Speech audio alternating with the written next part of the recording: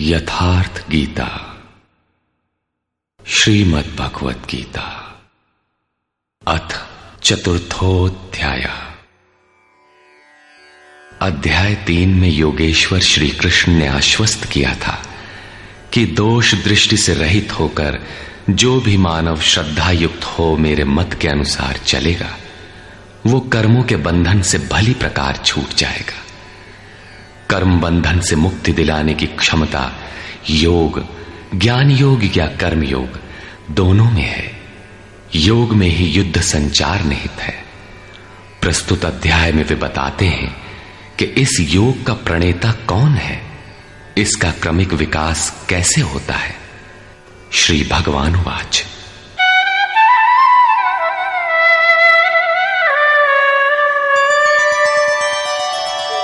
इमं विवस्वते योगं प्रोक्तवानहमव्ययम् विवस्वान्मनवे प्राह मनुरिक्ष्वाकवे ब्रवीत्।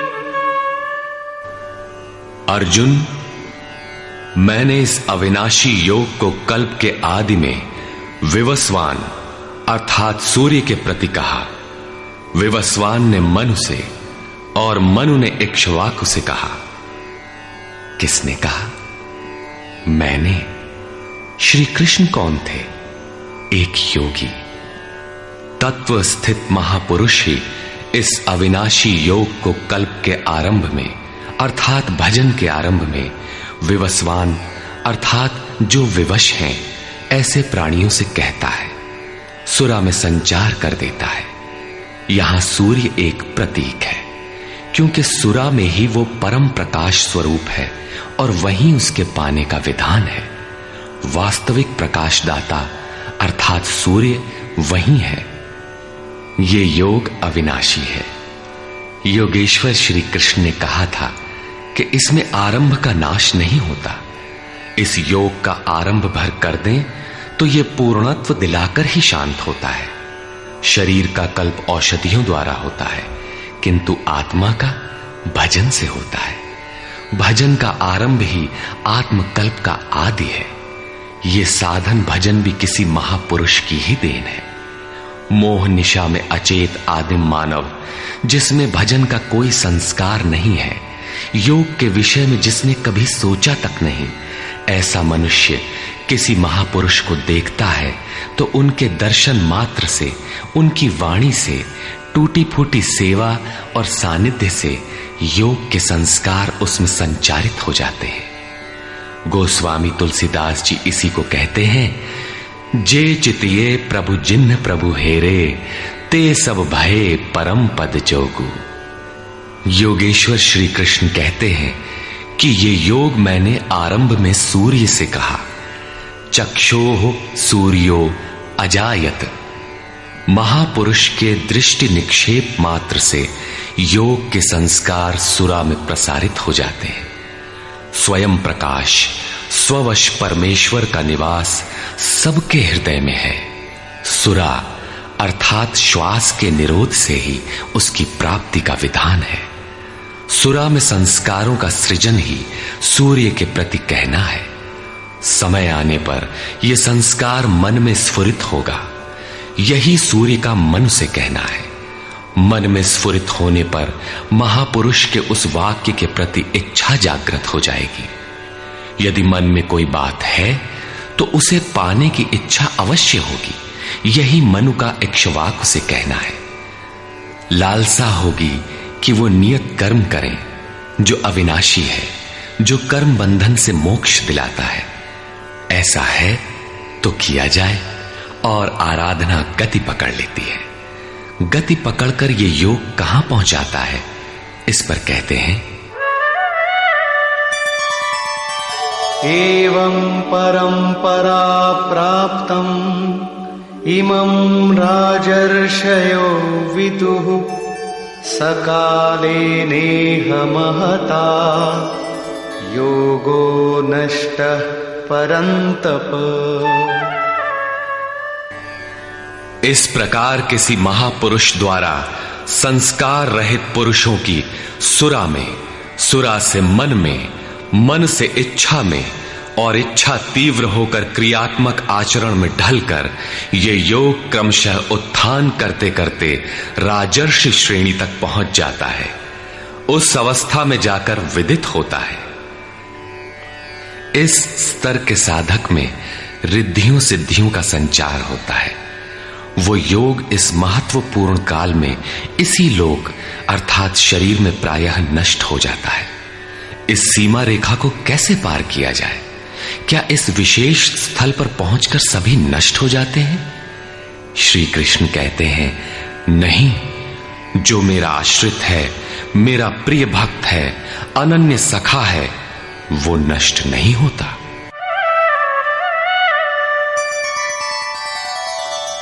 स एवायं मया तेद्य योगः प्रोक्तः पुरातनः भक्तोऽसि मे सखा चेति रहस्यं ह्येतदुत्तमम्। वो ही ये पुरातन योग अब मैंने तेरे लिए वर्णन किया है, क्योंकि तू मेरा भक्त और सखा है और ये योग उत्तम रहस्यपूर्ण है। अर्जुन क्षत्रिय श्रेणी का साधक था, राजर्षि की अवस्था वाला था, जहां रिद्धियों सिद्धियों के थपेड़े में साधक नष्ट हो जाता है। इस काल में भी योग कल्याण की मुद्रा में ही है, किंतु प्रायः साधक यहां पहुंचकर लड़खड़ा जाते हैं। ऐसा अविनाशी किंतु रहस्यमय योग श्री कृष्ण ने अर्जुन से कहा, क्योंकि नष्ट होने की अवस्था में अर्जुन था ही। क्यों कहा? इसलिए कि तू मेरा भक्त है, अनन्य भाव से मेरे आश्रित है, प्रिय है, सखा है। जिस परमात्मा की हमें चाह है, वो सद्गुरु परमात्मा आत्मा से अभिन्न होकर जब निर्देशन देने लगे, तभी वास्तविक भजन आरंभ होता है। यहां प्रेरक की अवस्था में परमात्मा और सद्गुरु एक दूसरे के पर्याय हैं। जिस सतह पर हम खड़े हैं, उसी स्तर पर जब स्वयं प्रभु हृदय में उतर आए, रोकथाम करने लगे, डगमगाने पर संभालें, तभी मन वश में हो पाता है। मन बस होई तबही जब प्रेरक प्रभु बरजे। जब तक इष्ट देव रथी होकर आत्मा से अभिन्न होकर प्रेरक के रूप में खड़े नहीं हो जाते, तब तक सही मात्रा में इस पथ में प्रवेश ही नहीं होता। वो साधक प्रत्याशी अवश्य है, लेकिन भजन उसके पास कहां? पूज्य गुरुदेव भगवान कहा करते थे, हो हम कई बार नष्ट होते होते बच गए, भगवान ने ही बचा लिया। भगवान ने ऐसे समझाया, ये कहा। हमने पूछा, महाराज जी, क्या भगवान भी बोलते हैं, बातचीत करते हैं? बोले, हां, हो, भगवान ऐसे बतियावत हैं जैसे हम तुम बतियाई, घंटों बतियाई और क्रम न टूटे। हमें उदासी हुई और आश्चर्य भी कि भगवान कैसे बोलते होंगे, ये तो बड़ी नई बात है। कुछ देर बाद महाराज जी बोले, काहे घबराता है, तो हूं से बतियाई हैं। अक्षरशः सत्य था उनका कथन, और यही सख्य भाव है। सखा की तरह वे निराकरण करते रहें, तभी इस नष्ट होने वाली स्थिति से साधक पार हो पाता है। अभी तक योगेश्वर श्री कृष्ण ने किसी महापुरुष द्वारा योग के आरंभ, इसमें आने वाले व्यवधान, उससे पार पाने का रास्ता बताया। इस पर अर्जुन ने प्रश्न किया। अर्जुन उवाच,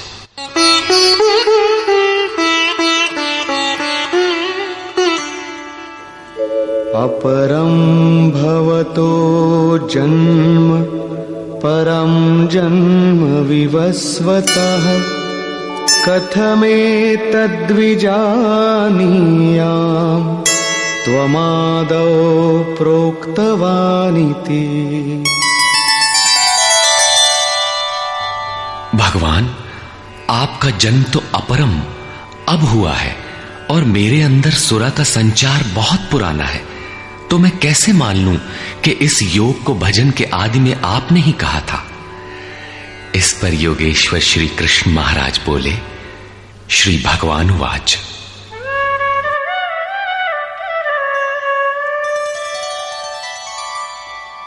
बहूनि मे व्यतीतानि जन्मानि तव चार्जुन, तान्यहं वेद सर्वाणि न त्वं वेत्थ परन्तप। अर्जुन, मेरे और तेरे बहुत से जन्म हो चुके हैं। हे परम तप, उन सबको तू नहीं जानता, किंतु मैं जानता हूं। साधक नहीं जानता, स्वरूपस्थ महापुरुष जानता है, अव्यक्त की स्थिति वाला जानता है। क्या आप सबकी तरह पैदा होते हैं? श्री कृष्ण कहते हैं, नहीं, स्वरूप की प्राप्ति शरीर प्राप्ति से भिन्न है। मेरा जन्म इन आंखों से नहीं देखा जा सकता। मैं अजन्मा, अव्यक्त, शाश्वत होते हुए भी शरीर के आधार वाला हूं। अवधू जीवत में कर आशा, मुए मुक्ति गुरु कहे स्वार्थी, झूठा दे विश्वासा। शरीर के रहते ही उस परम तत्व में प्रवेश पाया जाता है। लेश मात्र भी कमी है तो जन्म लेना पड़ता है। अभी तक अर्जुन श्री कृष्ण को अपने समान देहधारी समझता है। वो अंतरंग प्रश्न रखता है, क्या आपका जन्म वैसा ही है जैसा सबका है? क्या आप भी शरीरों की तरह पैदा होते हैं? श्री कृष्ण कहते हैं, अजोपि सन्नव्ययात्मा भूतानामीश्वरोऽपि सन्, प्रकृतिं स्वामधिष्ठाय संभवाम्यात्ममायया। मैं विनाश रहित, पुनः जन्म रहित और समस्त प्राणियों के स्वर में संचारित होने पर भी अपनी प्रकृति को अधीन करके आत्म माया से प्रकट होता हूं। एक माया तो अविद्या है, जो प्रकृति में ही विश्वास दिलाती है, नीच एवं अधम योनियों का कारण बनती है। दूसरी माया है आत्म माया, जो आत्मा में प्रवेश दिलाती है, स्वरूप के जन्म का कारण बनती है। इसी को योग माया भी कहते हैं, जिससे हम विलग हैं। उस शाश्वत स्वरूप से ये जोड़ती है, मिलन कराती है। उस आत्मिक प्रक्रिया द्वारा मैं अपनी त्रिगुणमयी प्रकृति को अधीन करके ही प्रकट होता हूं। प्रायः लोग कहते हैं कि भगवान का अवतार होगा तो दर्शन कर लेंगे। श्री कृष्ण कहते हैं कि ऐसा कुछ नहीं होता कि कोई दूसरा देख सके। स्वरूप का जन्म पिंड रूप में नहीं होता। श्री कृष्ण कहते हैं, योग साधना द्वारा, आत्म माया द्वारा अपनी त्रिगुणमयी प्रकृति को स्ववश करके मैं क्रमशः प्रकट होता हूं। लेकिन किन परिस्थितियों में? यदा यदा हि धर्मस्य ग्लानिर्भवति भारत, अभ्युत्थानमधर्मस्य तदात्मानं सृजाम्यहम्। हे अर्जुन, जब जब परम धर्म परमात्मा के लिए हृदय ग्लानि से भर जाता है, जब अधर्म की वृद्धि से भाविक पार पाते नहीं देखता, तब मैं आत्मा को रचने लगता हूं। जब आपका हृदय अनुराग से पूरित हो जाए, उस शाश्वत धर्म के लिए गदगद गिरा नयन बह नीरा की स्थिति आ जाए, जब प्रयत्न करके भी अनुरागी अधर्म का पार नहीं पाता, ऐसी परिस्थिति में मैं अपने स्वरूप को रचता हूं। अर्थात भगवान का आविर्भाव केवल अनुरागी के लिए है और यह अवतार किसी भाग्यवान साधक के अंतराल में होता है। आप प्रकट होकर करते क्या हैं? परित्राणाय साधूनां विनाशाय च दुष्कृतां धर्म संस्थापनार्थाय संभवामि युगे युगे। अर्जुन, साधूनां परित्राणाय परम साध्य एकमात्र परमात्मा है, जिसे साध लेने पर कुछ भी साधना शेष नहीं रह जाती। उस साध्य में प्रवेश दिलाने वाले विवेक, वैराग्य, शम दम इत्यादि दैवी संपद को निर्विघ्न प्रवाहित करने के लिए तथा दुष्कृताम, जिससे दूषित कार्य रूप लेते हैं, उन काम क्रोध राग द्वेषादि विजातीय प्रवृत्तियों को समूल नष्ट करने के लिए तथा धर्म को भली प्रकार स्थिर करने के लिए मैं युग युग में प्रकट होता हूं। युग का तात्पर्य सतयुग, त्रेता, द्वापर में नहीं। युग धर्मों का उतार चढ़ाव मनुष्यों के स्वभाव पर है। युग धर्म सदैव रहे हैं। मानस में संकेत है, नित जुग धर्म हो ही सब केरे, हृदय राम माया के प्रेरे। युग धर्म सभी के हृदय में नित्य होते रहते हैं। अविद्या से नहीं बल्कि विद्या से, राम माया की प्रेरणा से हृदय में होते हैं, जिसे प्रस्तुत श्लोक में आत्म माया कहा गया है। वही है राम माया। हृदय में राम की स्थिति दिला देने वाली, राम से प्रेरित है वो विद्या। कैसे समझा जाए कि अब कौन सा युग कार्य कर रहा है? तो शुद्ध सत्व समता विज्ञाना, कृत प्रभाव प्रसन्न मन जाना। जब हृदय में शुद्ध सत्व गुण ही कार्यरत हो, राजस तथा तामस दोनों गुण शांत हो जाएं, विषमताएं समाप्त हो गई हों, जिसका किसी से द्वेष न हो, विज्ञान हो, अर्थात इष्ट से निर्देशन लेने और उस पर टिकने की क्षमता हो, मन में प्रसन्नता का पूर्ण संचार हो, जब ऐसी योग्यता आ जाए तो सतयुग में प्रवेश मिल गया। इसी प्रकार दो अन्य युगों का वर्णन किया और अंत में तामस बहुत रजो गुण थोरा, कलि प्रभाव विरोध चहुं ओरा। तामस गुण भरपूर हो, किंचित राजसी गुण भी उसमें हो, चारों ओर वैर और विरोध हो, तो ऐसा व्यक्ति कलियुगीन है। जब तामसी गुण कार्य करता है तो मनुष्य में आलस्य, निद्रा, प्रमाद का बाहुल्य होता है। वो कर्तव्य जानते हुए भी उसमें प्रवृत्त नहीं हो सकता। निषिद्ध कर्म जानते हुए भी उससे निवृत्ति नहीं हो सकती। इस प्रकार युग धर्मों का उतार चढ़ाव मनुष्यों की आंतरिक योग्यता पर निर्भर है। किसी ने इन योग्यताओं को 4 युग कहा है, तो कोई इन्हें ही 4 वर्ण का नाम देता है, तो कोई इन्हें ही अति उत्तम, उत्तम, मध्यम और निकृष्ट 4 श्रेणी के साधक कहकर संबोधित करता है। प्रत्येक युग में इष्ट साथ देते हैं। हां, उच्च श्रेणी में अनुकूलता की भरपूरता प्रतीत होती है, निम्न युगों में सहयोग क्षीण प्रतीत होता है। संक्षेप में श्री कृष्ण कहते हैं कि साध्य वस्तु दिलाने वाले विवेक, वैराग्य इत्यादि को निर्विघ्न प्रवाहित करने के लिए तथा दूषण के कारक काम, क्रोध, राग, द्वेष इत्यादि का पूर्ण विनाश करने के लिए, परम धर्म परमात्मा में स्थिर रखने के लिए मैं युग युग में अर्थात हर परिस्थिति, हर श्रेणी में प्रकट होता हूं, बशर्ते कि ग्लानि हो। जब तक इष्ट समर्थन न दे तब तक आप समझ ही नहीं सकेंगे कि विकारों का विनाश हुआ अथवा अभी कितना शेष है। प्रवेश से पराकाष्ठा पर्यंत इष्ट हर श्रेणी में, हर योग्यता के साथ रहते हैं। उनका प्राकट्य अनुरागी के हृदय में होता है। भगवान प्रकट हैं तब तो सभी दर्शन करते होंगे। श्री कृष्ण कहते हैं, नहीं।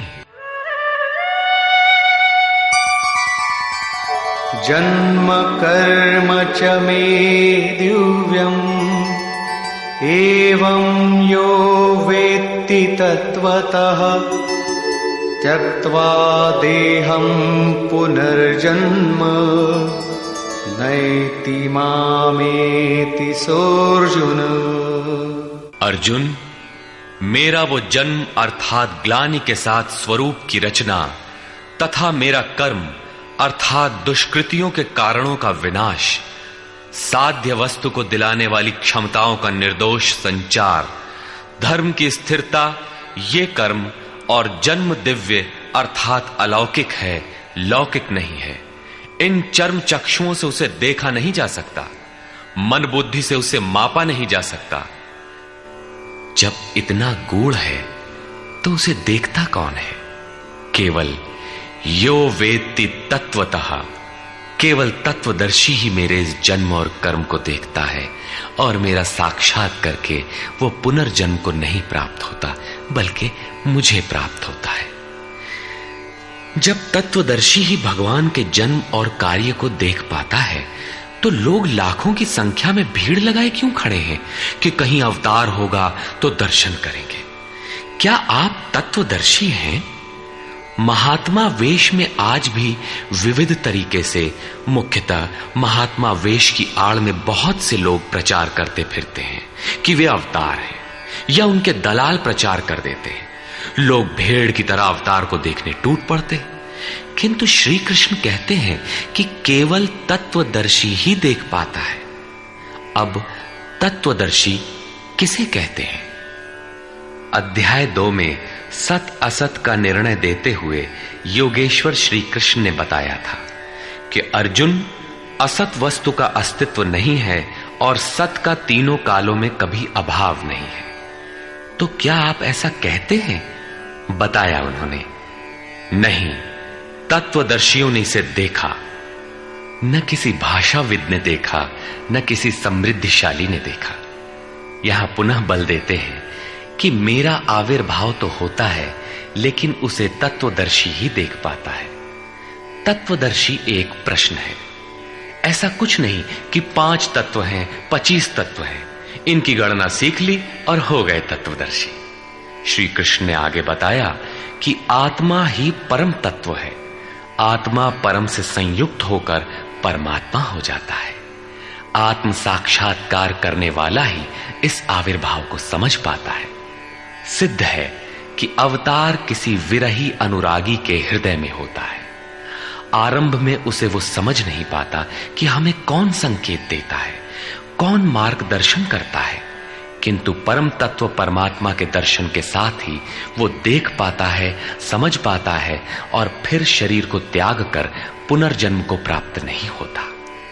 श्री कृष्ण ने कहा कि मेरा जन्म दिव्य है, इसे देखने वाला मुझे प्राप्त होता है। तो लोगों ने उनकी मूर्ति बना ली, पूजा करने लगे, आकाश में कहीं उनके निवास की कल्पना कर ली। ऐसा कुछ नहीं है। उन महापुरुषों का आशय केवल इतना था कि यदि आप निर्धारित कर्म करें तो पाएंगे कि आप भी दिव्य हैं। आप जो हो सकते हैं वो मैं हो गया हूं। मैं आपकी संभावना हूं, आपका ही भविष्य हूं। अपने भीतर आप जिस दिन ऐसी पूर्णता पा लेंगे तो आप भी वही होंगे जो श्री कृष्ण है। जो श्री कृष्ण का स्वरूप है वही आपका भी हो सकता है। अवतार कहीं बाहर नहीं होता। हां, यदि अनुराग पूरित हृदय हो तो आपके भीतर भी अवतार की अनुभूति संभव है। वे आपको प्रोत्साहित करते हैं कि बहुत से लोग इस मार्ग पर चलकर मेरे स्वरूप को प्राप्त कर चुके हैं। वीतराग भय क्रोधा मन्मया मामुपाश्रिताः बहवो ज्ञान तपसा पूता मद्भावमागता। राग और विराग दोनों से परे वीतराग तथा इसी प्रकार भय अभय, क्रोध अक्रोध दोनों से परे अनन्य भाव से अर्थात अहंकार रहित मेरे शरण हुए बहुत से लोग ज्ञान तप से पवित्र होकर मेरे स्वरूप को प्राप्त हो चुके हैं। अब ऐसा होने लगा हो, ऐसी बात नहीं है। यह विधान सदैव से रहा है। बहुत से पुरुष इसी प्रकार से मेरे स्वरूप को प्राप्त हो चुके हैं। किस प्रकार? जिन जिन का हृदय अधर्म की वृद्धि देखकर परमात्मा के लिए ग्लानि से भर गया, उस स्थिति में मैं अपने स्वरूप को रचता हूं। वे मेरे स्वरूप को प्राप्त होते हैं, जिसे योगेश्वर श्री कृष्ण ने तत्व दर्शन कहा था, उसे ही अब ज्ञान कहते हैं। परम तत्व है परमात्मा, उसे प्रत्यक्ष दर्शन के साथ जानना ज्ञान है। ऐसी जानकारी वाले ज्ञानी मेरे स्वरूप को प्राप्त करते हैं। यहां यह प्रश्न पूरा हो गया। अब वे योग्यता के आधार पर भजने वालों का श्रेणी विभाजन करते हैं। ये यथा मां प्रपद्यन्ते तांस्तथैव भजाम्यहम् मम वर्त्मानुवर्तन्ते मनुष्याः पार्थ सर्वशः। पार्थ, जो मुझे जितनी लगन से जैसा भजते हैं, मैं भी उनको वैसा ही भजता हूं, उतनी ही मात्रा में सहयोग देता हूं। साधक की श्रद्धा ही कृपा बनकर उसे मिलती है। इस रहस्य को जानकर सुधीजन संपूर्ण भाव से मेरे मार्ग के अनुसार ही बरतते हैं। जैसा मैं बरतता हूं, जो मुझे प्रिय है वैसा ही आचरण करते हैं। जो मैं कराना चाहता हूं वही करते हैं। भगवान कैसे भजते हैं? वे रथी बनकर खड़े हो जाते हैं, साथ चलने लगते हैं। यही उनका भजना है। दूषित जिनसे पैदा होते हैं, उनका विनाश करने के लिए वे खड़े हो जाते हैं। सत्य में प्रवेश दिलाने वाले सद्गुणों का परित्राण करने के लिए वे खड़े हो जाते हैं। जब तक इष्ट देव हृदय से पूर्णता रथी न हो और हर कदम पर सावधान न करें, तब तक कोई कैसा ही भजनानंदी क्यों न हो, लाख आंख मूंदे, लाख प्रयत्न करे, वो इस प्रकृति के द्वंद्व से पार नहीं हो सकता। वो कैसे समझेगा कि हम कितनी दूरी तय कर चुके, कितना शेष है। इष्ट ही आत्मा से अभिन्न होकर खड़े हो जाते हैं और उसका मार्गदर्शन करते हैं कि तुम यहां पर हो, ऐसे करो, ऐसे चलो। इस प्रकार प्रकृति की खाई पाटते हुए, शनैः शनैः आगे बढ़ाते हुए स्वरूप में प्रवेश दिला देंगे। भजन तो साधक को ही करना पड़ता है, किंतु उसके द्वारा इस पथ में जो दूरी तय होती है वो इष्ट की देन है। ऐसा जानकर सभी मनुष्य सर्वतोभावेन मेरा अनुसरण करते हैं। किस प्रकार वे बरतते हैं? कांक्षन्तः कर्मणां सिद्धिं यजन्त इह देवताः क्षिप्रं हि मानुषे लोके सिद्धिर्भवति कर्मजा। वे पुरुष इस मनुष्य शरीर में कर्मों की सिद्धि चाहते हुए देवताओं को पूजते हैं। कर्म कौन सा? श्री कृष्ण ने कहा, अर्जुन तू नियत कर्म कर। नियत कर्म क्या है? यज्ञ की प्रक्रिया ही कर्म है। यज्ञ क्या है? साधना की विधि विशेष, जिसमें श्वास प्रश्वास का हवन, इंद्रियों के बहिर्मुखी प्रवाह को संयमाग्नि में हवन किया जाता है, जिसका परिणाम है परमात्मा। कर्म का शुद्ध अर्थ है आराधना, जिसका स्वरूप इसी अध्याय में आगे मिलेगा। इस आराधना का परिणाम क्या है? संसिद्धिम, परम सिद्धि परमात्मा, यान्ति ब्रह्म सनातनम, शाश्वत ब्रह्म में प्रवेश, परम नैष्कर्म्य की स्थिति। श्री कृष्ण कहते हैं, मेरे अनुसार बरतने वाले लोग इस मनुष्य लोक में कर्म के परिणाम परम नैष्कर्म्य सिद्धि के लिए देवताओं को पूजते हैं, अर्थात दैवी संपत्ति को बलवती बनाते हैं। तीसरे अध्याय में उन्होंने बताया था कि इस यज्ञ द्वारा तुम देवताओं की वृद्धि करो, दैवी संपद को बलवती बनाओ। ज्यों ज्यों हृदय देश में वो दैवी संपद उन्नत होगी, त्यों ही त्यों तुम्हारी उन्नति होगी। इस प्रकार परस्पर उन्नति करते हुए परम श्रेय को प्राप्त हो जाओ। अंत तक उन्नति करते जाने की ये अंतःक्रिया है। इसी पर बल देते हुए श्री कृष्ण कहते हैं कि मेरे अनुकूल बरतने वाले लोग इस मनुष्य शरीर में कर्मों की सिद्धि चाहते हुए दैवी संपत्ति को बलवती बनाते हैं, जिससे वो नैष्कर्मी सिद्धि शीघ्र ही होती है। वो असफल नहीं होती, सफल ही होती है। शीघ्र का तात्पर्य, क्या कर्म में प्रवृत्ति होते ही तत्क्षण ये परम सिद्धि मिल जाती है? श्री कृष्ण कहते हैं, नहीं, इस सोपान पर क्रमशः चढ़ने का विधान है। कोई छलांग लगाकर भावातीत ध्यान जैसा चमत्कार नहीं होता। इस पर देखें। चातुर्वर्ण्यं मया सृष्टं गुणकर्म विभागशः तस्य कर्तारमपि मां विद्यकर्तारमव्ययम्।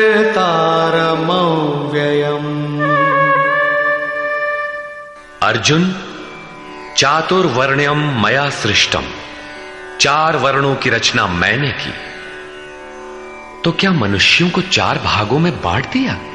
श्री कृष्ण कहते हैं, नहीं, गुण कर्म विभागशः, गुणों के माध्यम से कर्म को 4 भागों में बांटा। गुण एक पैमाना है, मापदंड है। तामसी गुण होगा तो आलस्य, निद्रा, प्रमाद, कर्म में न प्रवृत्त होने का स्वभाव, जानते हुए भी अकर्तव्य से निवृत्ति न हो पाने की विवशता रहेगी। ऐसी अवस्था में साधन आरंभ कैसे करें?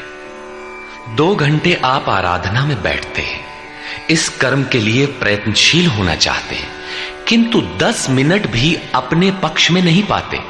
शरीर अवश्य बैठा है, लेकिन जिस मन को बैठना चाहिए वो हवा से बातें कर रहा है, कुतर्कों का जाल बुन रहा है, तरंग पर तरंग छाई है, तो आप बैठे क्यों हैं? समय क्यों नष्ट करते हैं? उस समय केवल परिचर्यात्मकम कर्म शूद्रस्यापि स्वभावजम, जो महापुरुष अव्यक्त की स्थिति वाले हैं, अविनाशी तत्व में स्थित हैं, उनकी तथा इस पथ पर अग्रसर अपने से उन्नत लोगों की सेवा में लग जाओ। इससे दूषित संस्कार शमन होते जाएंगे, साधना में प्रवेश दिलाने वाले संस्कार सबल होते जाएंगे। क्रमशः तामसी गुण न्यून होने पर राजसी गुणों की प्रधानता तथा सात्विक गुण के स्वल्प संचार के साथ साधक की क्षमता वैश्य श्रेणी की हो जाती है। उस समय वही साधक इंद्रिय संयम, आत्मिक संपत्ति का संग्रह स्वभावतः करने लगेगा। कर्म करते करते उसी साधक में सात्विक गुणों का बाहुल्य हो जाएगा, राजसी गुण कम रह जाएंगे, तामसी गुण शांत रहेंगे। उस समय वही साधक क्षत्रिय श्रेणी में प्रवेश पालेगा। शौर्य, कर्म में प्रवृत्त रहने की क्षमता, पीछे न हटने का स्वभाव, सब भावों पर स्वामी भाव, प्रकृति के तीनों गुणों को काटने की क्षमता उसके स्वभाव में ढल जाएगी। वही कर्म और सूक्ष्म होने पर मात्र सात्विक गुण कार्यरत रह जाने पर मन का शमन, इंद्रियों का दमन, एकाग्रता, सरलता, ध्यान, समाधि, ईश्वरीय निर्देश, आस्तिकता इत्यादि ब्रह्म में प्रवेश दिलाने वाली स्वाभाविक क्षमता के साथ वही साधक ब्राह्मण श्रेणी का कहा जाता है। ये ब्राह्मण श्रेणी के कर्म की निम्नतम सीमा है। जब वही साधक ब्रह्म में स्थित हो जाता है, उस अंतिम सीमा में वो स्वयं में न ब्राह्मण रहता है, न क्षत्रिय, न वैश्य, न शूद्र, किंतु दूसरों के मार्गदर्शन हेतु वही ब्राह्मण है। कर्म एक ही है, नियत कर्म आराधना। अवस्था भेद से इसी कर्म को ऊंची नीची 4 सीढ़ियों में बांटा। किसने बांटा? किसी योगेश्वर ने बांटा, अव्यक्त स्थिति वाले महापुरुष ने बांटा। उसके कर्ता मुझ अविनाशी को अकर्ता ही जान। क्यों?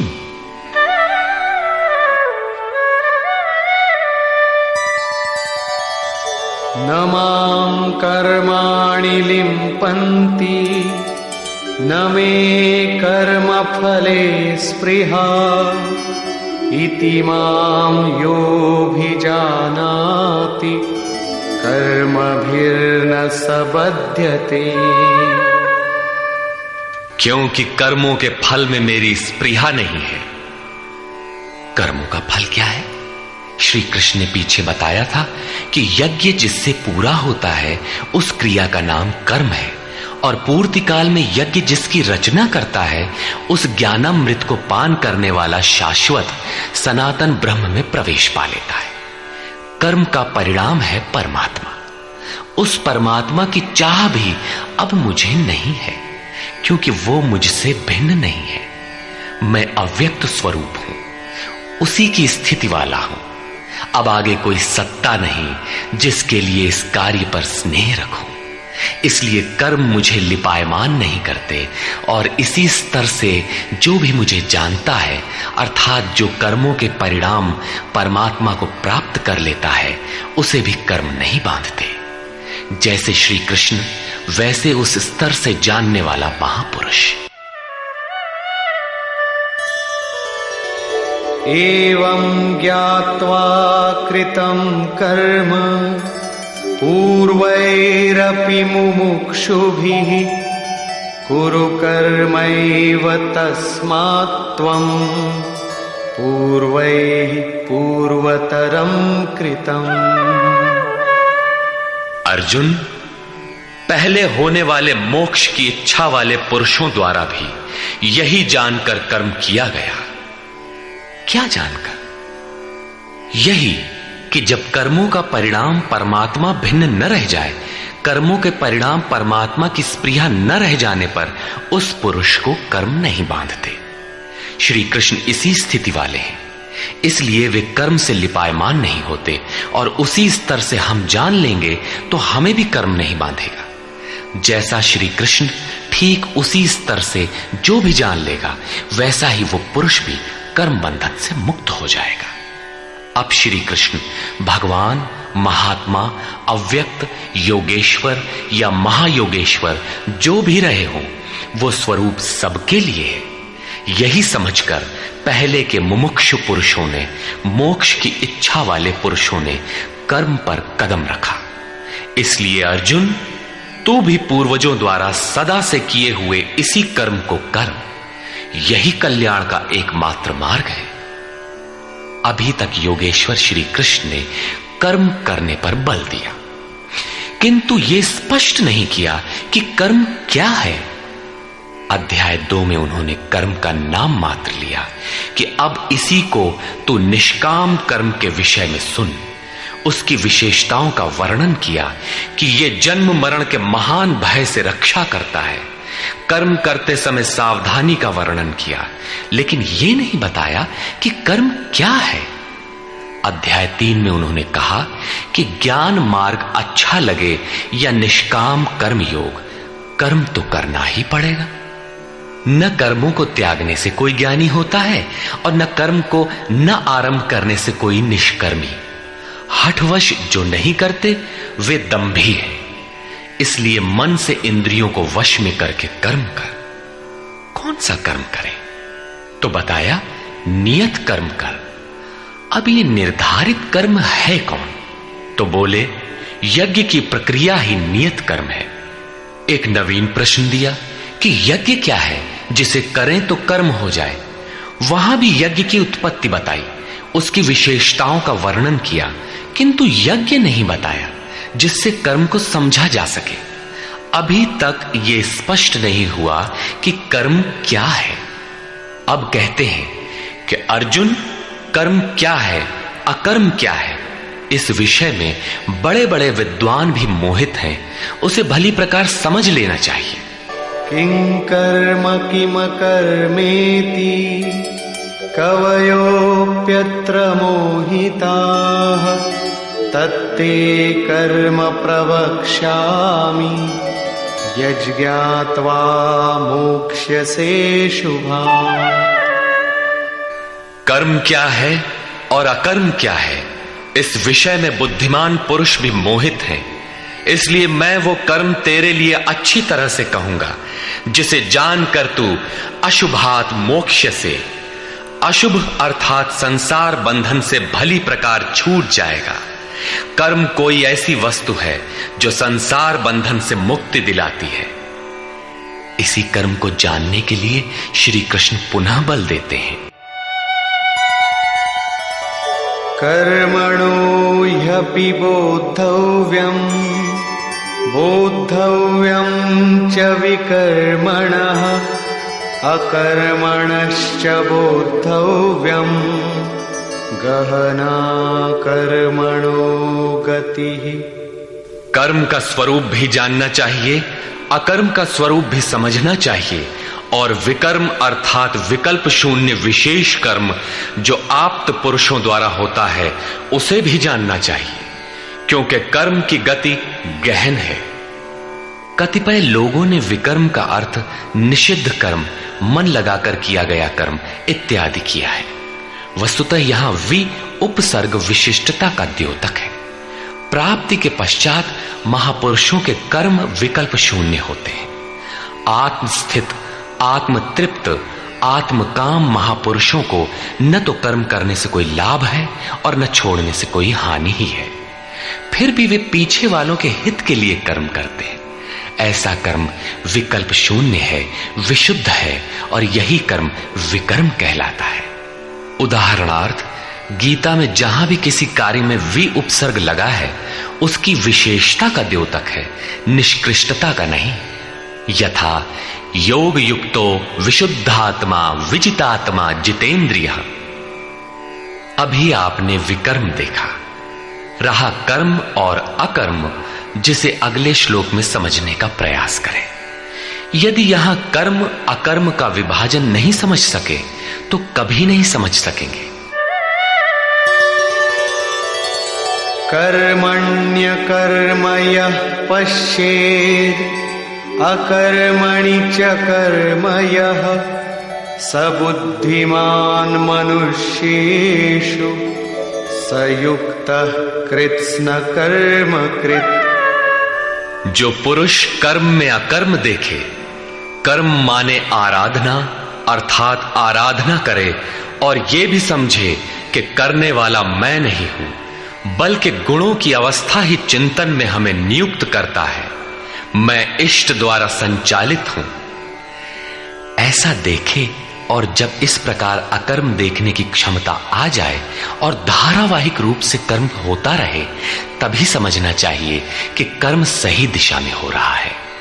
वही पुरुष मनुष्यों में बुद्धिमान है, मनुष्यों में योगी है, योग से युक्त बुद्धि वाला है और संपूर्ण कर्मों का करने वाला है। उसके द्वारा कर्म करने में लेश मात्र भी त्रुटि नहीं रह जाती। कर्म का अर्थ है भजन, कर्म का अर्थ है योग साधना को भली प्रकार संपादित करना, जिसका विशद वर्णन इसी अध्याय में आगे आ रहा है। यहां कर्म और अकर्म का केवल विभाजन किया गया, जिससे कर्म करते समय यस्य सर्वे समारंभाः कामसंकल्पवर्जिताः ज्ञानाग्निदग्धकर्माणं तमाहुः पंडितं बुधाः। अर्जुन, यस्य सर्वे समारंभाः, जिस पुरुष के द्वारा संपूर्णता से आरंभ की हुई क्रिया काम संकल्प वर्जिताः क्रमशः उत्थान होते होते इतनी सूक्ष्म हो गई कि वासना और मन के संकल्प विकल्प से ऊपर उठ गई। कामना और संकल्पों का निरोध होना मन की विजेतावस्था है। अतः कर्म कोई ऐसी वस्तु है जो इस मन को कामना और संकल्प विकल्प से ऊपर उठा देता है। उस समय ज्ञानाग्नि दग्ध कर्माणम, अंतिम संकल्प के भी शमन के साथ, जिसे हम नहीं जानते, जिसे जानने के लिए हम इच्छुक थे, उस परमात्मा की प्रत्यक्ष जानकारी हो जाती है। क्रियात्मक पथ पर चलकर परमात्मा की प्रत्यक्ष जानकारी का नाम ही ज्ञान है। उस ज्ञान के साथ ही दग्ध कर्माणम, कर्म सदा के लिए दग्ध हो जाते हैं। जिसे पाना था पा लिया, आगे कोई सत्ता नहीं जिसकी शोध करे। इसलिए कर्म करके ढूंढे भी तो किसे? उस जानकारी के साथ कर्म की आवश्यकता समाप्त हो जाती है। ऐसी स्थिति वालों को ही बोध स्वरूप महापुरुषों ने पंडित कहकर संबोधित किया है। उनकी जानकारी पूर्ण है। ऐसी स्थिति वाला महापुरुष करता क्या है, रहता कैसे है, उसकी रहनी पर प्रकाश डालते हैं। त्यक्त्वा कर्मफलासंगम नित्यतृप्तो निराश्रयः कर्मण्यभिप्रवृत्तोऽपि नैव किंचित् करोति सः। अर्जुन, वह पुरुष सांसारिक आश्रय से रहित होकर नित्य वस्तु परमात्मा में ही तृप्त रहकर कर्मों के फल परमात्मा की आसक्ति को भी त्याग कर कर्म में अच्छी प्रकार बरतता हुआ भी कुछ नहीं करता। निराशीर्यत चित्तात्मा त्यक्त सर्व परिग्रहः शारीरं केवलं कर्म कुर्वन्नाप्नोति किल्बिषम्। जिसने अंतःकरण और शरीर को जीत लिया है, भोगों की संपूर्ण सामग्री जिसने त्याग दी है, ऐसे आशा रहित पुरुष का शरीर केवल कर्म करता दिखाई भर पड़ता है। वस्तुतः वो करता धरता कुछ नहीं, इसलिए पाप को प्राप्त नहीं होता। वो पूर्णत्व को प्राप्त है, इसलिए आवागमन को प्राप्त नहीं होता।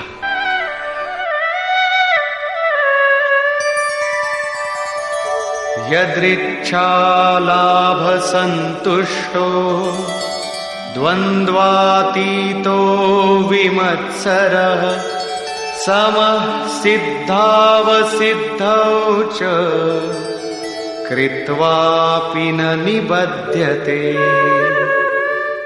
अपने आप जो कुछ भी प्राप्त हो उसी में संतुष्ट रहने वाला, सुख दुख राग द्वेष और हर्ष शोकादि द्वंद्वों से परे, विमत्सरः ईर्ष्या रहित तथा सिद्धि और असिद्धि में समभाव वाला पुरुष कर्मों को करके भी नहीं बंधता। सिद्धि अर्थात जिसे पाना था वो अब भिन्न नहीं है और वो कभी विलग भी नहीं होगा, इसलिए असिद्धि का भी भय नहीं है। इस प्रकार सिद्धि और असिद्धि में समभाव वाला पुरुष कर्म करके भी नहीं बंधता। कौन सा कर्म वो करता है? वही नियत कर्म, यज्ञ की प्रक्रिया। इसी को दोहराते हुए कहते हैं,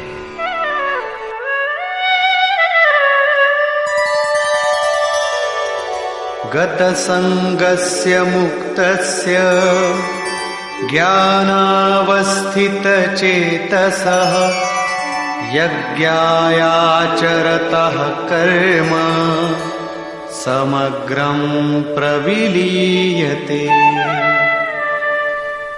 अर्जुन, यज्ञायाचरतः कर्म, यज्ञ का आचरण ही कर्म है और साक्षात्कार का नाम ही ज्ञान है। इस यज्ञ का आचरण करके साक्षात्कार के साथ ज्ञान में स्थित संग दोष और आसक्ति से रहित मुक्त पुरुष के संपूर्ण कर्म भली प्रकार विलीन हो जाते हैं। वे कर्म कोई परिणाम उत्पन्न नहीं कर पाते, क्योंकि कर्मों का फल परमात्मा उनसे भिन्न नहीं रह गया। अब फल में कौन सा फल लगेगा? इसलिए उन मुक्त पुरुषों को अपने लिए कर्म करने की आवश्यकता समाप्त हो जाती है। फिर भी लोक संग्रह के लिए वे कर्म करते ही हैं और करते हुए भी वे इन कर्मों से लिप्त नहीं होते। जब करते हैं तो लिप्त क्यों नहीं होते?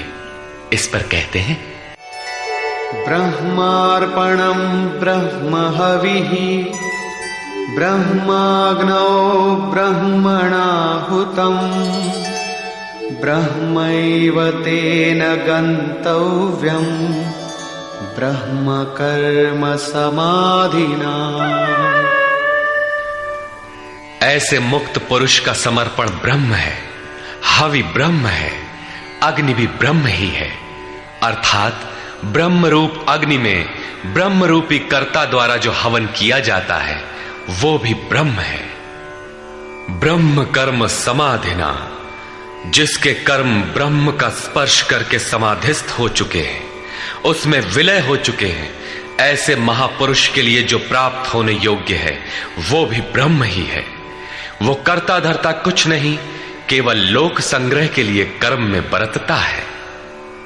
ये तो प्राप्ति वाले महापुरुष के लक्षण हैं, किंतु कर्म में प्रवेश लेने वाले प्रारंभिक साधक कौन सा यज्ञ करते हैं? अब यहां उसी यज्ञ को स्पष्ट करते हैं।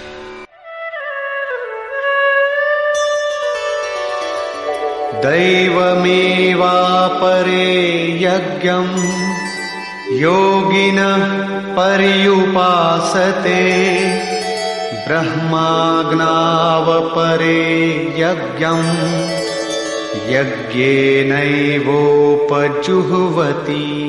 गत श्लोक में योगेश्वर श्री कृष्ण ने परमात्म स्थित महापुरुषों के यज्ञ का निरूपण किया, किंतु दूसरे योगी जो अभी उस तत्व में स्थित नहीं हुए हैं, क्रिया में प्रवेश करने वाले हैं, वे आरंभ कहां से करें?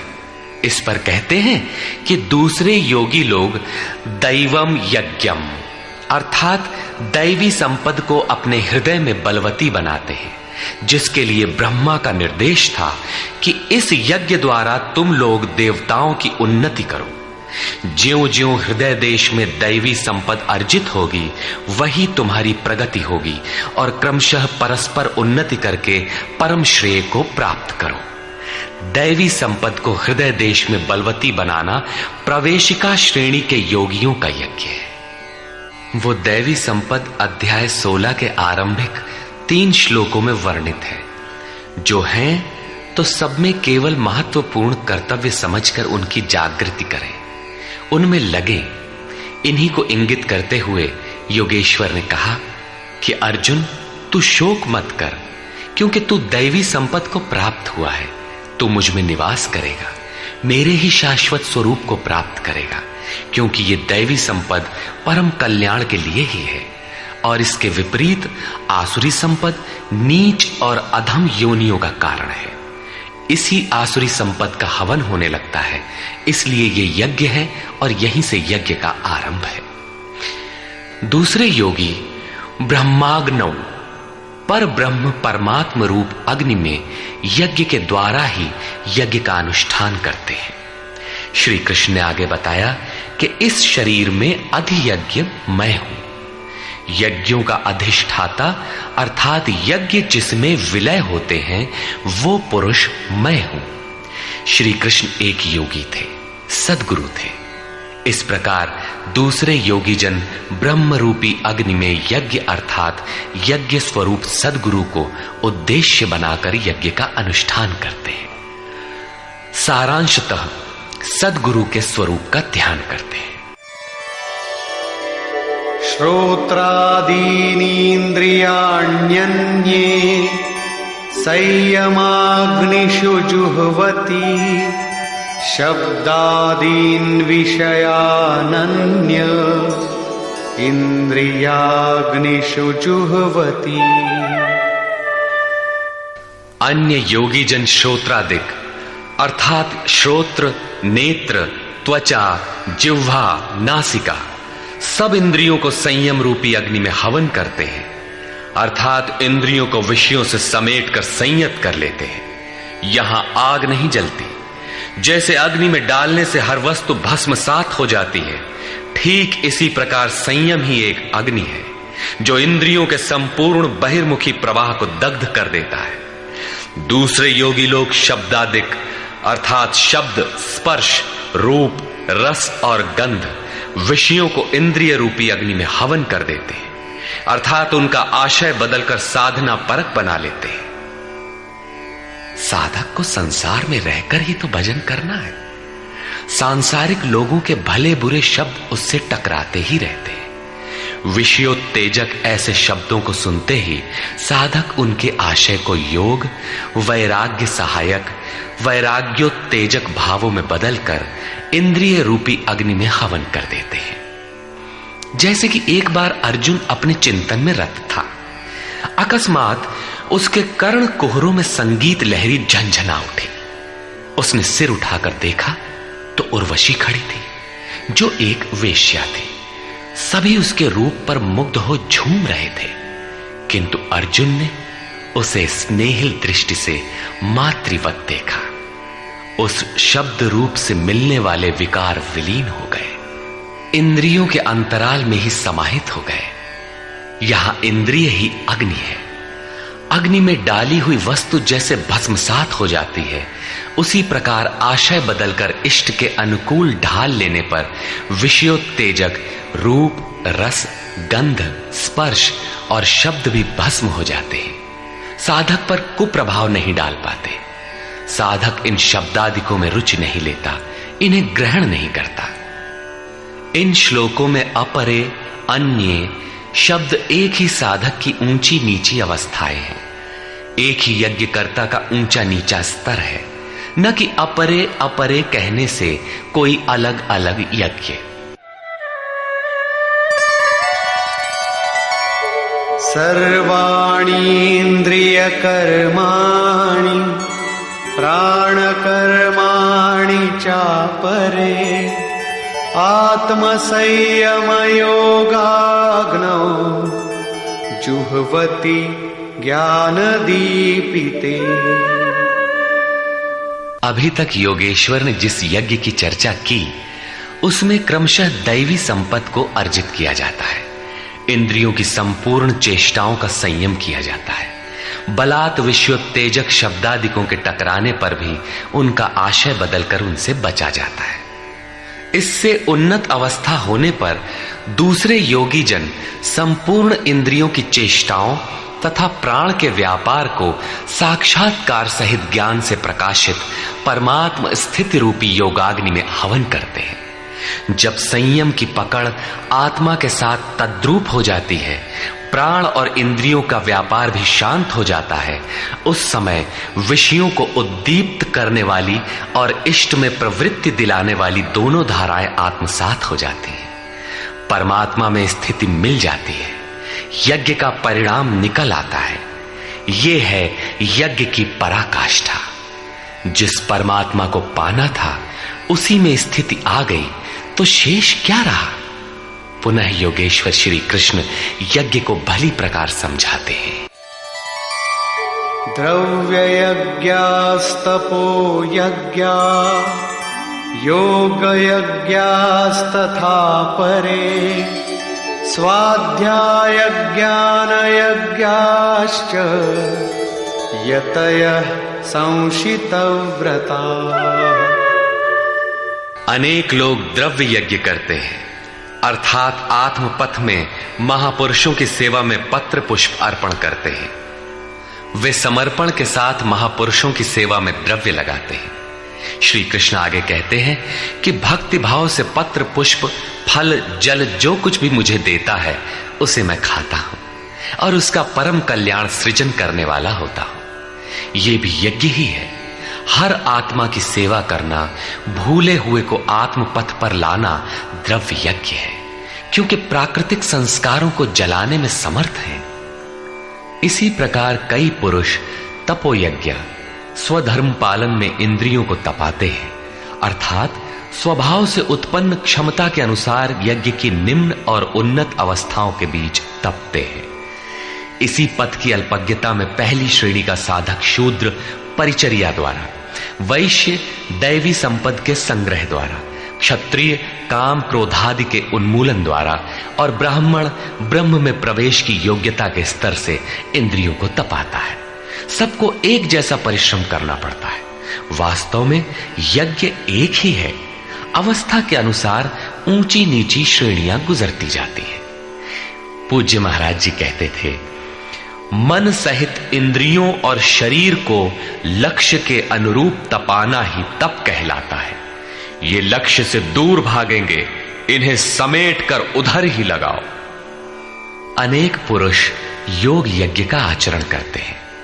प्रकृति में भटकती हुई आत्मा का प्रकृति से परे परमात्मा से मिलन का नाम योग है। योग की परिभाषा अध्याय 6/23 में दृष्टव्य है। सामान्यतः दो वस्तुओं का मिलन योग कहलाता है। कागज से कलम मिल गया, थाली और मेज मिल गए तो क्या योग हो गया? नहीं, ये तो पंचभूतों से निर्मित पदार्थ हैं, एक ही है, दो कहां? दो प्रकृति और पुरुष हैं। प्रकृति में स्थित आत्मा अपने ही शाश्वत रूप परमात्मा में प्रवेश पा जाता है, तो प्रकृति पुरुष में विलीन हो जाती है। यही योग है। अतः अनेक पुरुष इस मिलन में सहायक शम, दम इत्यादि नियमों का भली प्रकार आचरण करते हैं। योग यज्ञ करने वाले तथा अहिंसादि तीक्ष्ण व्रतों से युक्त यत्नशील पुरुष स्वाध्याय ज्ञान यज्ञाश्च स्वयं का अध्ययन, स्वरूप का अध्ययन करने वाले ज्ञान यज्ञ के करता है। यहां योग के अंगों अर्थात यम, नियम, आसन, प्राणायाम, प्रत्याहार, धारणा, ध्यान और समाधि, इनको अहिंसादि तीक्ष्ण व्रतों से निर्दिष्ट किया गया है। अनेक लोग स्वाध्याय करते हैं।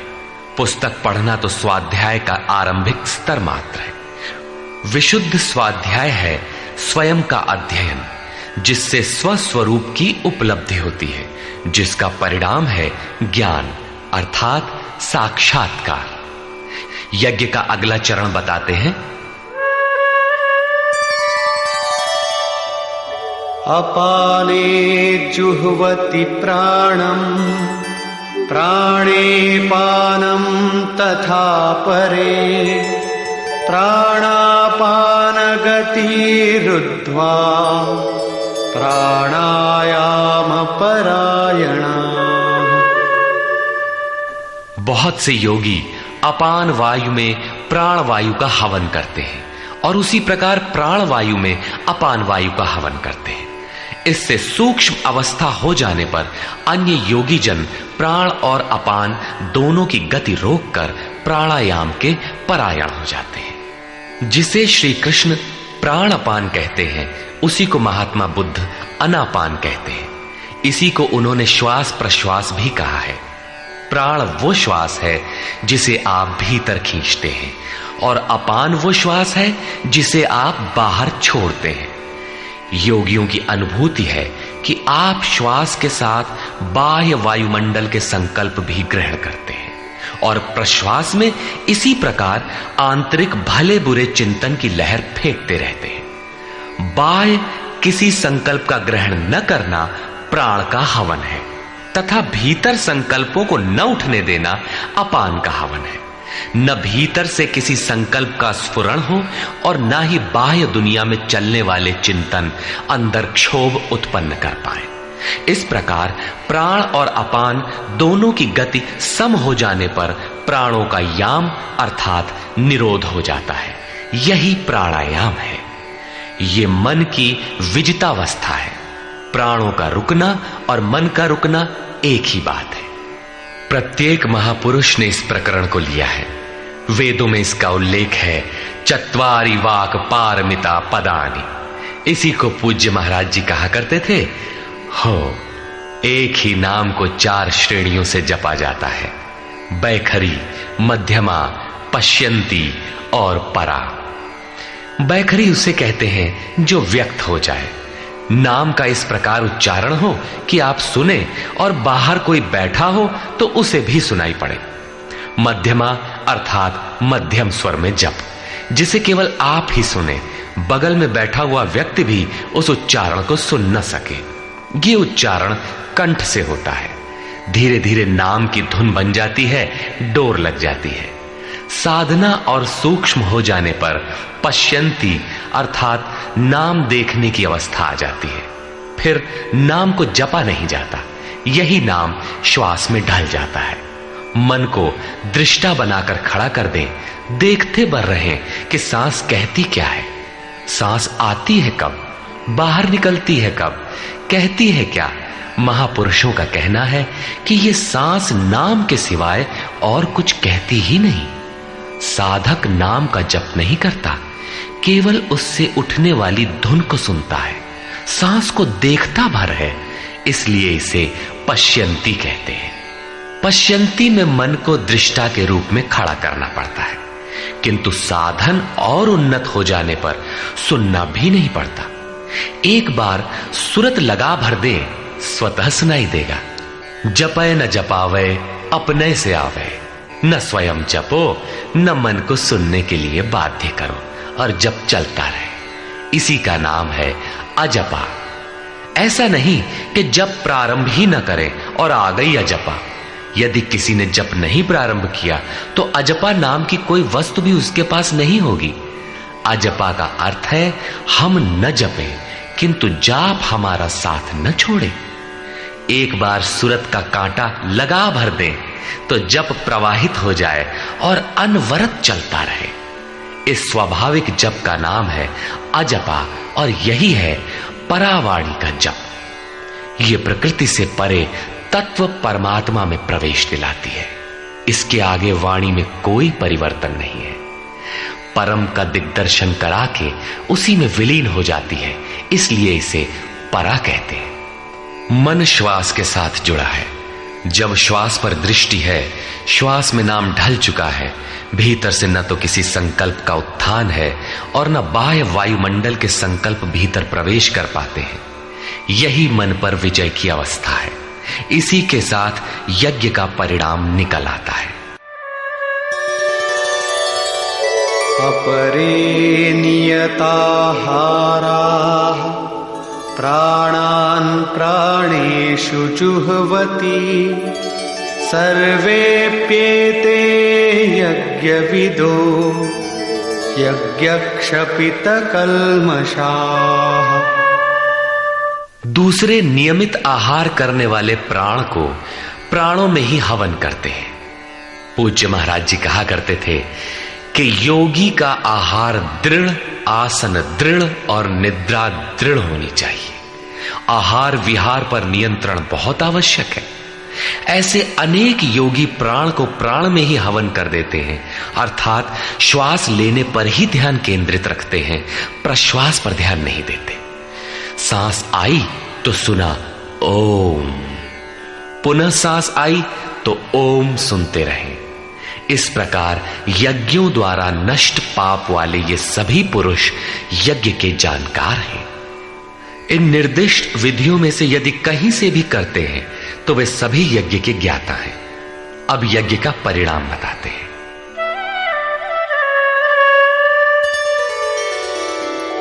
यज्ञशिष्टामृतभुजो यान्ति ब्रह्म सनातनम् नायं लोकोऽस्त्ययज्ञस्य कुतोऽन्यः कुरु सत्तम। कुरुश्रेष्ठ अर्जुन, यज्ञ शिष्टामृत भुज, यज्ञ जिसकी सृष्टि करता है, जिसे अवशेष छोड़ता है, वो है अमृत। उसकी प्रत्यक्ष जानकारी ज्ञान है। उस ज्ञानामृत को भोगने अर्थात प्राप्त करने वाले योगी जन यान्ति ब्रह्म सनातनम, शाश्वत सनातन पर ब्रह्म को प्राप्त होते हैं। यज्ञ कोई ऐसी वस्तु है जो पूर्ण होते ही सनातन पर ब्रह्म में प्रवेश दिला देती है। यज्ञ न करें तो आपत्ति क्या है? श्री कृष्ण कहते हैं कि यज्ञ रहित पुरुष को पुनः ये मनुष्य लोक अर्थात मानव शरीर भी सुलभ नहीं होता, फिर अन्य लोग कैसे सुखदायी होंगे? उसके लिए तो तिर्यक योनियां सुरक्षित हैं, इससे अधिक कुछ नहीं। अतः यज्ञ करना मनुष्य मात्र के लिए नितांत आवश्यक है।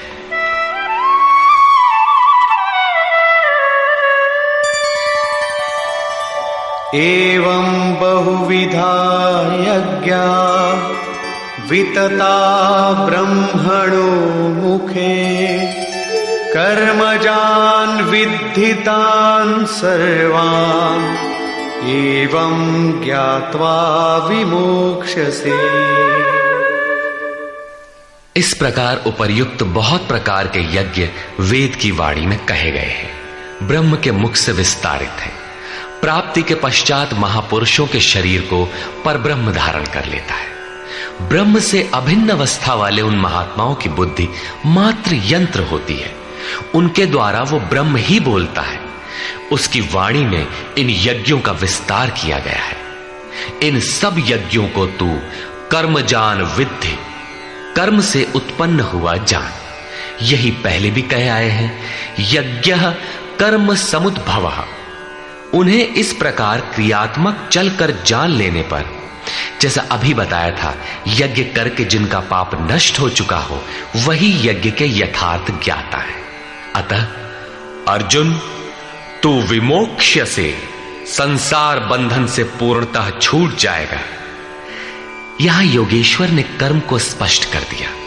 वो हरकत कर्म है जिससे उपर्युक्त यज्ञ पूर्ण होते हैं। अब यदि दैवी संपत्ति का अर्जन, सद्गुरु का ध्यान, इंद्रियों का संयम, श्वास का प्रश्वास में हवन, प्रश्वास का श्वास में हवन, प्राण अपान की गति का निरोध खेती करने से होता हो, व्यापार, नौकरी या राजनीति करने से होता हो, तो आप करिए।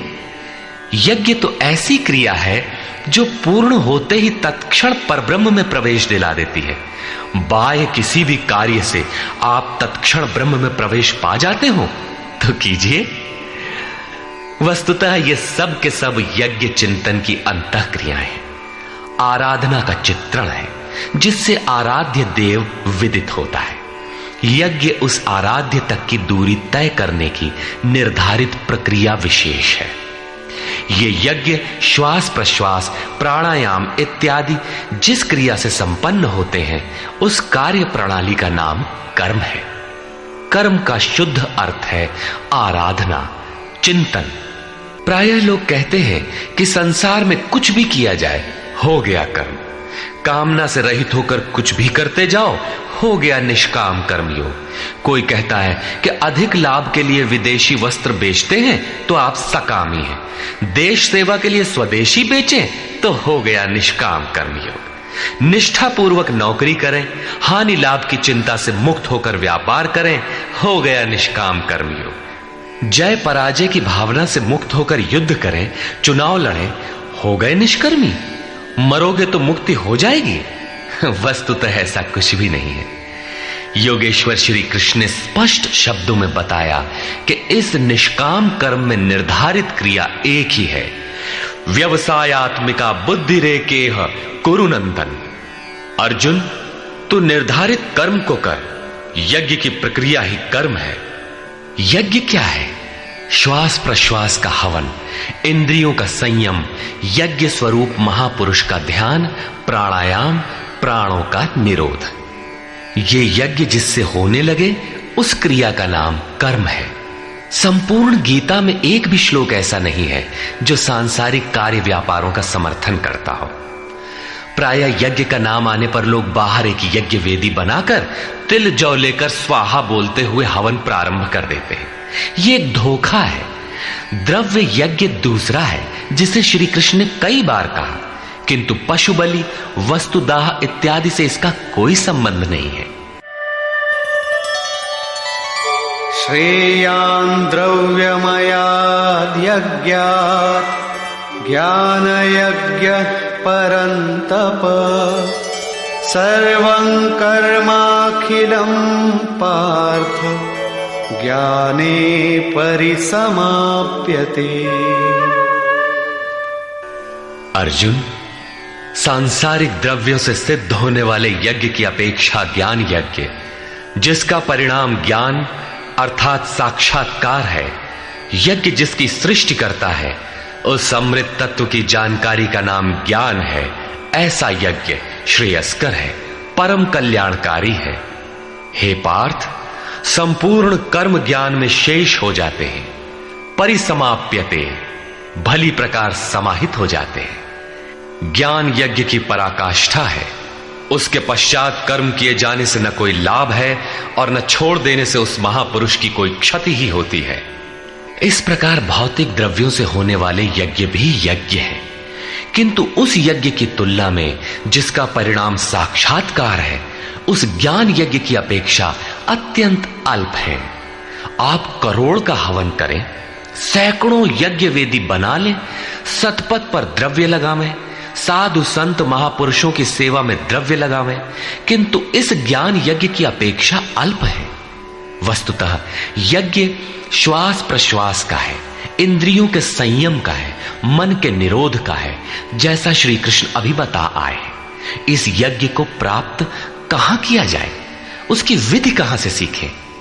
यथा तद्विद्धि प्रणिपातेन परिप्रश्नेन सेवया उपदेक्षन्ति ते ज्ञानम् ज्ञानिनस्तत्त्वदर्शिनः। इसलिए अर्जुन, तू तत्वदर्शी महापुरुष के पास जाकर भली प्रकार प्रणत होकर अर्थात दंडवत प्रणाम करके अहंकार त्याग कर शरण होकर भली प्रकार सेवा करके निष्कपट भाव से प्रश्न करके तो उस ज्ञान को जान। वे तत्व को जानने वाले ज्ञानी जन तेरे लिए उस ज्ञान का उपदेश करेंगे, साधना पथ पर चलाएंगे। समर्पित भाव से सेवा करने के उपरांत ही इस ज्ञान को सीखने की क्षमता आती है। तत्वदर्शी महापुरुष परम तत्व परमात्मा का प्रत्यक्ष दिग्दर्शन करने वाले हैं। वे यज्ञ की विधि विशेष के ज्ञाता हैं और वही आपको भी सिखाएंगे। यदि अन्य यज्ञ होता तो ज्ञानी तत्वदर्शी की क्या आवश्यकता थी? स्वयं भगवान के सामने ही तो अर्जुन खड़ा था। भगवान उसे तत्वदर्शी के पास क्यों भेजते हैं? वस्तुतः श्री कृष्ण एक योगी थे। उनका आशय है कि आज तो अनुरागी अर्जुन मेरे समक्ष उपस्थित है, भविष्य में अनुरागियों को कहीं भ्रम न हो जाए कि श्री कृष्ण तो चले गए, अब किसकी शरण जाए।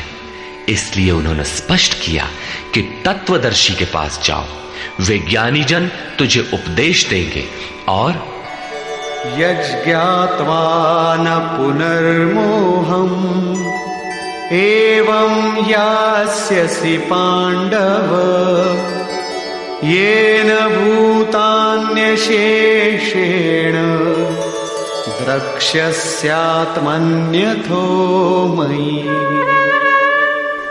उस ज्ञान को उनके द्वारा समझकर तू इस प्रकार फिर कभी मोह को प्राप्त नहीं होगा। उनसे दी गई जानकारी के द्वारा उस पर चलते हुए तू अपनी आत्मा के अंतर्गत संपूर्ण भूतों को देखेगा, अर्थात सभी प्राणियों में इसी आत्मा का प्रसार देखेगा। जब सर्वत्र एक ही आत्मा के प्रसार को देखने की क्षमता आ जाएगी, उसके पश्चात तू मुझ में प्रवेश करेगा। अतः उस परमात्मा को पाने का साधन तत्व स्थित महापुरुष के द्वारा है। ज्ञान के संबंध में, धर्म और शाश्वत सत्य के संबंध में श्री कृष्ण के अनुसार किसी तत्वदर्शी से ही पूछने का विधान है।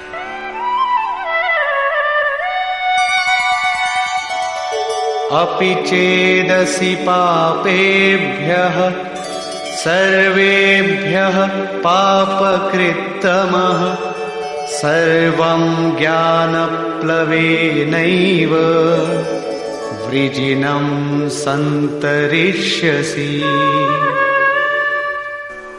यदि तू सब पापियों से भी अधिक पाप करने वाला है, तब भी ज्ञान रूपी नौका द्वारा सभी पापों से निसंदेह भली प्रकार तर जाएगा। इसका आशय आप ये न लगा ले कि अधिक से अधिक पाप करके कभी भी तर जाएंगे। श्री कृष्ण का आशय मात्र यही है कि कहीं आप भ्रम में न रहे कि हम तो बड़े पापी हैं, हमसे पार नहीं लगेगा। ऐसी कोई गुंजाइश न निकाल ले। इसलिए श्री कृष्ण प्रोत्साहन और आश्वासन देते हैं कि सब पापियों के पापों के समूह से भी अधिक पाप करने वाला हो, फिर भी तत्वदर्शियों से प्राप्त ज्ञान रूपी नौका द्वारा तू निसंदेह संपूर्ण पापों को अच्छी प्रकार पार कर जाएगा। किस प्रकार? यथैधांसि समिद्धोऽग्निः भस्मसात् कुरुतेऽर्जुन ज्ञानाग्निः सर्वकर्माणि भस्मसात् कुरुते तथा। अर्जुन, जिस प्रकार प्रज्वलित अग्नि ईंधन को भस्म कर देता है, ठीक उसी प्रकार ज्ञान रूपी अग्नि संपूर्ण कर्मों को भस्म कर देता है।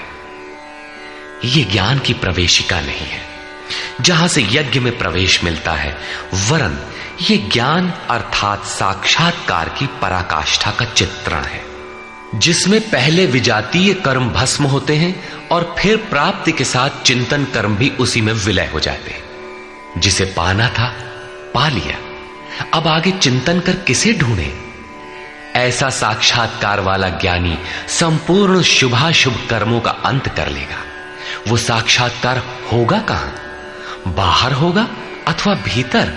इस पर कहते हैं,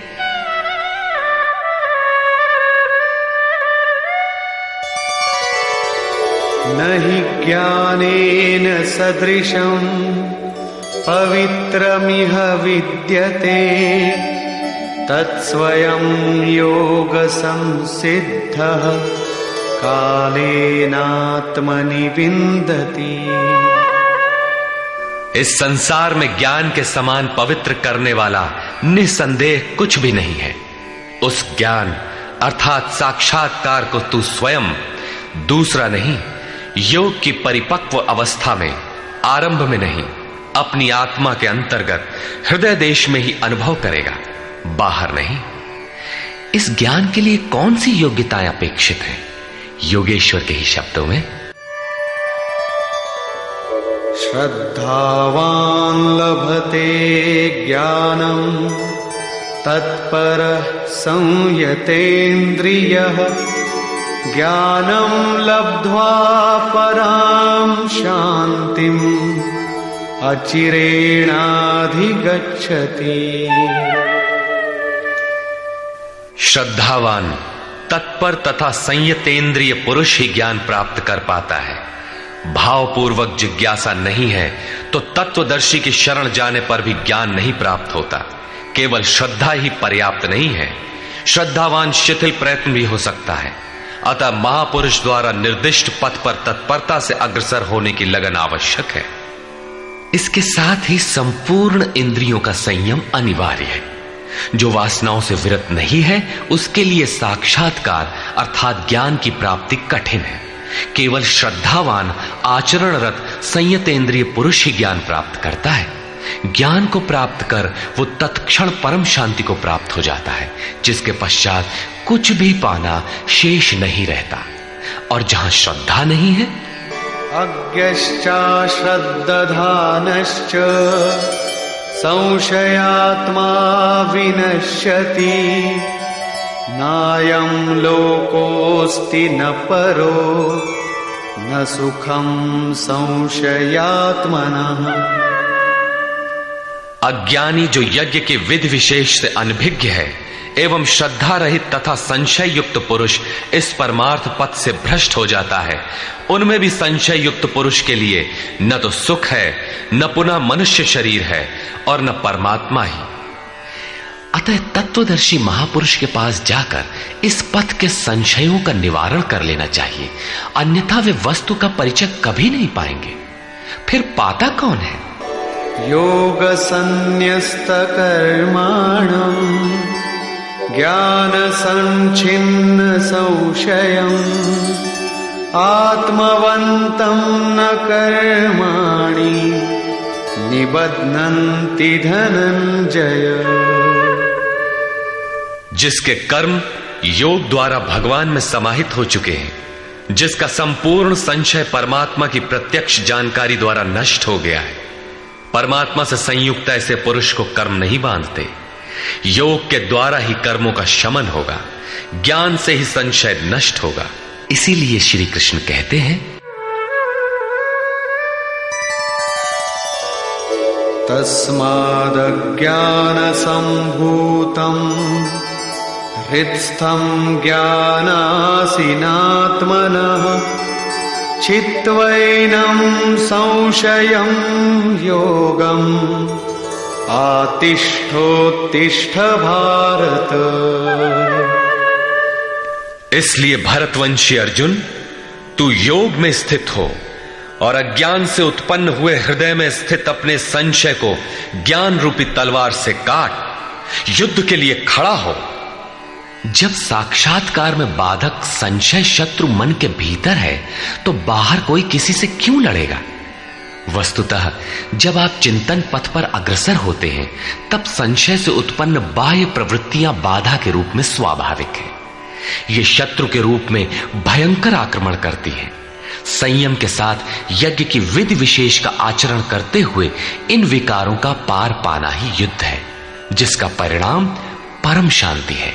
यही अंतिम विजय है, जिसके पीछे हार नहीं है। निष्कर्ष, इस अध्याय के आरंभ में योगेश्वर श्री कृष्ण ने कहा कि इस योग को आरंभ में मैंने सूर्य के प्रति कहा, सूर्य ने मनु से और मनु ने इक्ष्वाकु के प्रति कहा और उनसे राजर्षियों ने जाना। मैंने अथवा अव्यक्त स्थिति वाले ने कहा। महापुरुष भी अव्यक्त स्वरूप वाला ही है, शरीर तो उसके रहने का मकान मात्र है। ऐसे महापुरुष की वाणी में परमात्मा ही प्रवाहित होता है। ऐसे किसी महापुरुष से योग सूर्य द्वारा संचारित होता है। उस परम प्रकाश रूप का प्रसार सुरा के अंतराल में होता है, इसलिए सूर्य के प्रति कहा। श्वास में संचारित होकर वे संस्कार रूप में आ गए। सुरा में संचित रहने पर, समय आने पर वही मन में संकल्प बनकर आ जाता है। उसकी महत्ता समझने पर मन में उस वाक्य के प्रति इच्छा जागृत होती है और योग कार्य रूप ले लेता है। क्रमशः उत्थान करते करते यह योग रिद्धियों सिद्धियों की राजर्षित्व श्रेणी तक पहुंचने पर नष्ट होने की स्थिति में जा पहुंचता है। किंतु जो प्रिय भक्त हैं, अनन्य सखा हैं, उसे महापुरुष ही संभाल लेते हैं। अर्जुन के प्रश्न करने पर कि आपका जन्म तो अब हुआ है, योगेश्वर श्री कृष्ण ने बताया, अव्यक्त, अविनाशी, अजन्मा और संपूर्ण भूतों में प्रवाहित होने पर भी आत्म माया योग प्रक्रिया द्वारा अपनी त्रिगुणमयी प्रकृति को वश में करके मैं प्रकट होता हूं। प्रकट होकर करते क्या है? साध्य वस्तुओं को परित्राण देने तथा जिनसे दूषित उत्पन्न होते हैं उनका विनाश करने के लिए, परम धर्म परमात्मा को स्थिर करने के लिए मैं आरंभ से पूर्ति पर्यंत पैदा होता हूं। मेरा वह जन्म और कर्म दिव्य है, उसे केवल तत्वदर्शी ही जान पाते हैं। भगवान का आविर्भाव तो कलियुग की अवस्था में ही हो जाता है। यदि सच्ची लगन हो किंतु आरंभिक साधक समझ ही नहीं पाता कि यह भगवान बोल रहे हैं या यूं ही संकेत मिल रहे हैं। आकाश से कौन बोलता है? महाराज जी बताते थे कि जब भगवान कृपा करते हैं, आत्मा से रथी हो जाते हैं, तो खंबे से, वृक्ष से, पत्ते से, शून्य से, हर स्थान से बोलते और संभालते हैं। उत्थान होते होते जब परम तत्व परमात्मा विदित हो जाए, तभी स्पर्श के साथ ही वो स्पष्ट समझ पाता है। इसलिए अर्जुन, मेरे उस स्वरूप को तत्वदर्शियों ने देखा और मुझे जानकर वे तत्क्षण मुझ में ही प्रविष्ट हो जाते हैं, जहां से पुनः आवागमन में नहीं आते। इस प्रकार उन्होंने भगवान के आविर्भाव की विधि को बताया कि वह किसी अनुरागी के हृदय में होता है, बाहर कदापि नहीं। श्री कृष्ण ने बताया, मुझे कर्म नहीं बांधते और इस स्तर से जो जानता है उसे भी कर्म नहीं बांधते। यही समझकर मुमुक्षु पुरुषों ने कर्म का आरंभ किया था कि उस स्तर से जानेंगे तो जैसे श्री कृष्ण, वैसा ही उस स्तर से जानने वाला वह पुरुष, और जान लेने पर वैसा ही वह मुमुक्ष अर्जुन। यह उपलब्धि निश्चित है यदि यज्ञ किया जाए। यज्ञ का स्वरूप बताया, यज्ञ का परिणाम परम तत्व परम शांति बताया। इस ज्ञान को पाया कहां जाए? इस पर किसी तत्वदर्शी के पास जाने और उन्हें विधियों से पेश आने को कहा, जिससे वे महापुरुष अनुकूल हो जाए। योगेश्वर ने स्पष्ट किया कि वह ज्ञान तो स्वयं आचरण करके पाएगा, दूसरे के आचरण से तुझे नहीं मिलेगा। वह भी योग की सिद्धि के काल में प्राप्त होगा, प्रारंभ में नहीं। वह ज्ञान अर्थात साक्षात्कार हृदय देश में होगा, बाहर नहीं। श्रद्धालु, तत्पर, संयतेंद्रिय एवं संशय रहित पुरुष ही इसे प्राप्त करता है। अतः हृदय में स्थित अपने संशय को वैराग्य की तलवार से काट। यह हृदय देश की लड़ाई है। बाह्य युद्ध से गीतोक्त युद्ध का कोई प्रयोजन नहीं है।